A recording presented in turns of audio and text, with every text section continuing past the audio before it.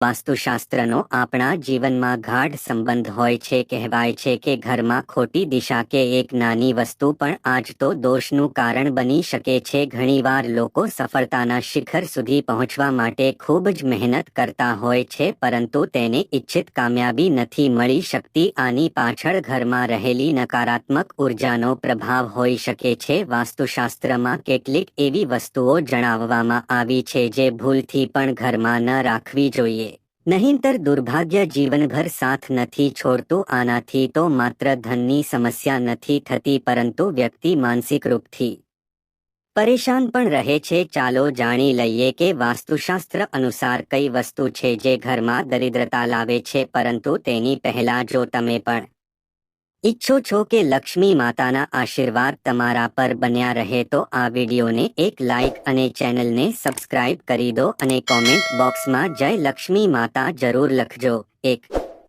સુરત નીકળ્યા પછી પણ મોયા સુધી સૂતું રહેવું કે બેડ ઉપર પડ્યું રહેવું એ ઘરમાં નકારાત્મકતા લાવે છે. આપણે ત્યાં સૂર્યોદય પહેલા ઉઠવાની પરંપરા છે અને માન્યતા છે કે આ કરવાથી ઘરમાં સુખ સમૃદ્ધિ આવે છે. કોઈને જો ઉધાર પૈસા દેવાના છે કે ઉધાર પાછા દેવાના છે તો આ કામ સૂર્યાસ્ત પહેલા કરી લેવું જોઈએ. જો સૂર્યાસ્ત પછી તમે કોઈને પૈસા આપો છો તો આ ધનની હાનિનો કારણ બની શકો છો. નાનપણમાં તમે જોયું હશે કે નખ ચાવવાની આદતને કારણે કોઈને કોઈ ખીજાતું હોય છે. માન્યતા છે કે આ કરવાથી રાશિમાં સૂર્ય કમજોર થાય છે. આ કારણે આંખમાં સમસ્યા આવે છે અને અપયશ પણ મળી શકે છે. ક્યારે પણ રાતમાં પોતાની રસોઈને ગંદી ન છોડો. જો તમારા રસોડામાં એઠા વાસણો અને ગંદકી રહે છે તો માતા અન્નપૂર્ણા રૂષ્ટ થઈ શકે છે. આનાથી ઘરમાં નકારાત્મક ઉર્જાનો સંચાર થાય છે અને ધનધાન્યમાં કમી આવે છે. રાતે ઘરમાં સાવરણીથી ઘરને સાફ ન કરવું જોઈએ, એટલે કે હંજવારી ન કાઢવી જોઈએ. વાસ્તુશાસ્ત્રના અનુસાર આ કરવું ખોટું છે. માનવામાં આવે છે કે સાવરણીમાં માતા લક્ષ્મીનો વાસ હોય છે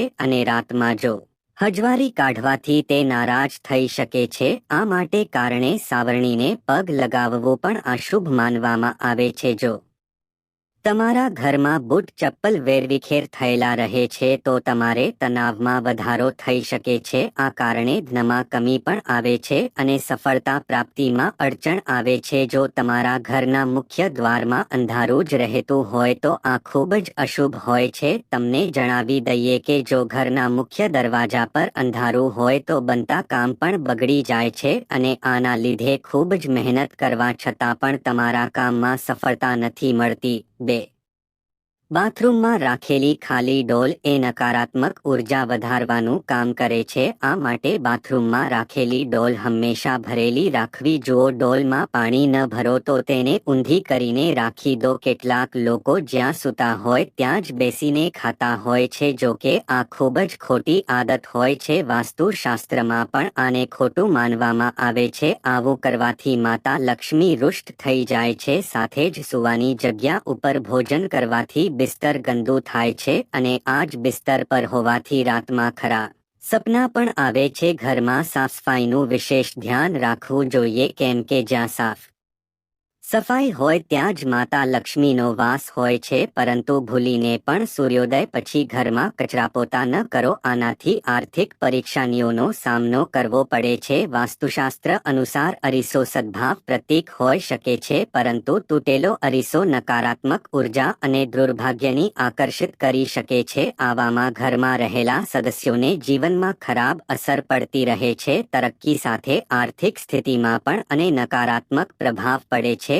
આ માટે તરત જ તૂટેલો અરીસો છે તેને હટાવી દેવો જોઈએ. કેટલાક લોકોની આદત હોય છે કે તે નળને ખુલ્લો મૂકીને જતા રહે છે અને પાણીને વહેતું રહેવા દે છે. તમને જણાવી દઈએ કે વાસ્તુશાસ્ત્રના અનુસાર અશુભ હોય છે. આનાથી તમારે સ્વાસ્થ્ય સંબંધિત સમસ્યાઓનો સામનો કરવો પડી શકે છે. સાથે જ તમે માનસિક રૂપથી પણ કમજોર પડી શકો છો.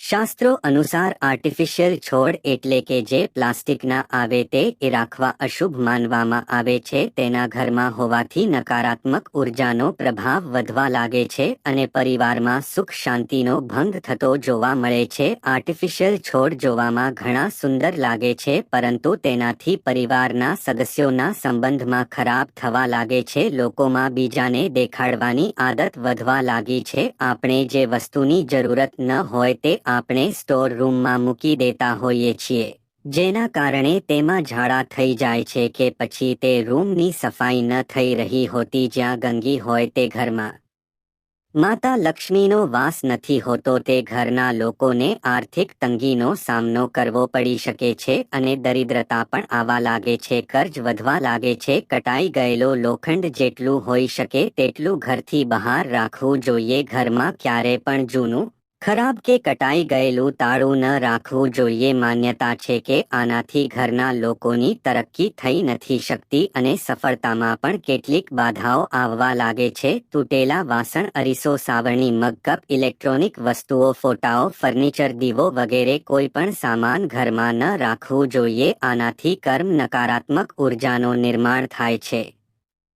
આનાથી વ્યક્તિ આર્થિક રૂપથી પરેશાન રહે છે. જો તમારા પરિવારમાં કેટલાક લોકોનું સ્વાસ્થ્ય સારું નથી તો તમારા ઘરમાં મૃત છોડ હોઈ શકે છે. વાસ્તુશાસ્ત્ર અનુસાર જો તમારા ઘરમાં મૃત છોડ રાખો છો તો તમારે અને તમારા પરિવારને તેનો સામનો કરવો પડી શકે છે. આ માટે જો તમે ઘરમાં છોડ રાખો છો તો તેને રોજ પાણી આપતું રહેવું જોઈએ, તેથી તે ફ્રેશ રહી શકે. 4.